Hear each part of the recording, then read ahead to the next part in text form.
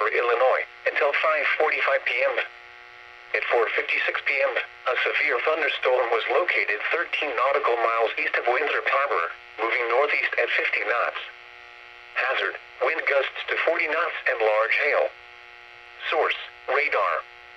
Impact, small craft could be damaged and briefly higher winds and suddenly higher waves. Large hail could result in structural damage. The severe thunderstorm will remain over mainly open waters. Frequent lightning is occurring with this storm. If caught on the open water, stay below deck if possible. Keep away from ungrounded metal objects.